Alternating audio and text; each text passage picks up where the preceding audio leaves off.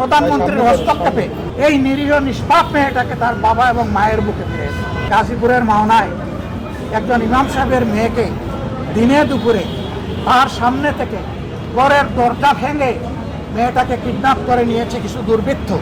আমরা খবর পেয়েছি তারা রাজনৈতিক পৃষ্ঠপোষকতা এই দুর্বৃত্তপনা করেছে।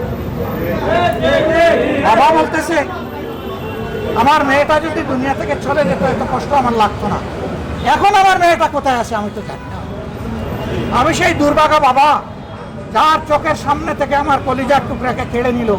আমি চেয়ে চেয়ে শুধু চোখের জল পানি ফেললাম, আমি আর কিছু করতে পারলাম না। ও বাবা, জাতি হিসাবে আমরা তোমার কাছে লজ্জিত, তুমি আমাদেরকে ক্ষমা করো। সরকারকে বলবো প্রধানমন্ত্রীর হস্তক্ষেপে সচিবালয়ের একজন কর্মকর্তা কর্মচারীর এক ছেলেকে এরকম অপহরণ করা হয়েছিল। ওনার হস্তক্ষেপে 24 ঘন্টার মধ্যে মা বাপ তাকে ফিরে পেয়েছে। আমি বলবো আপনার প্রশাসন ব্যর্থ হয়েছে। এখন আপনি হস্তক্ষেপ করে এই নিরীহ নিষ্পাপ মেয়েটাকে তার বাবা এবং মায়ের বুকে ফিরে এসেছে। অন্তত আপনার মেয়েটার মুখের দিকে তাকাই ওই মেয়েটাকে তার মা বাপের কাছে, আর যাতে কোনো দুর্বৃত্ত বাংলাদেশে এটা করতে না পারে। এই জন্য ওই দুর্বৃত্তদেরকে আইনের আওতায় এনে কঠোর শাস্তি দেয়।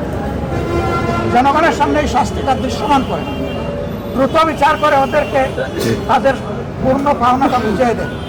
জনগণ আপনার জন্য দোয়া করবে। আর আপনি যদি তা না করেন তাহলে সিদ্ধান্ত নেওয়ার ব্যাপার আপনার। যে দেশের সরকার একটা অবুঝ নিরীহ মেয়ের জীবনের নিরাপত্তা দিতে পারে না, সেই সরকারের দেশ চালানোর নৈতিক অধিকার কতটুকু সেটা আপনারাই বিচার করবেন, আপনাদের উপর ছেড়ে দেবেন।